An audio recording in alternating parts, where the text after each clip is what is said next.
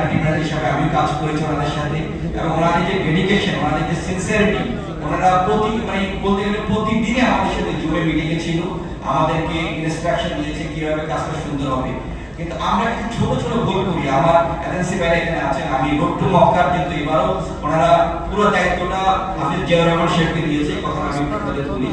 আমরা লিস্ট করে একটু দেরি করে দিই, আমাদের ফ্লাইটের লিস্ট যে ম্যানিফেস্টো, আমরা কতজন হাজি কোন ফ্লাইটে যাবে, এটা অবশ্যই 72 ঘন্টা আগে দিতে হবে। এই কথাটা আমরা গতবারও বলেছি, কিন্তু আপনাদের কাছে সেই সাপোর্ট পাইনি, এতে করে কিন্তু লাগেজের একটা মেইনটেনেন্স প্রবলেম হয়ে যায়।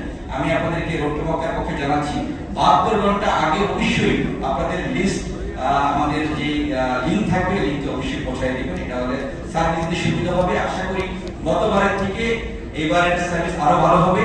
গতবার আপনারা জানেন লাগেজ মেইনটেনেন্সে জিয়া ভাইয়ের পুরো ফ্যামিলি কাজ করেছে, বিশেষ করে ভাবি। আমি ভাবিকে স্পেশাল থ্যাংক ইউ দিতে যাচ্ছি, উনি অনেক শ্রম নিয়েছেন গতবার, এবং ওনার সন্তানরা, ওনার মেয়েরা।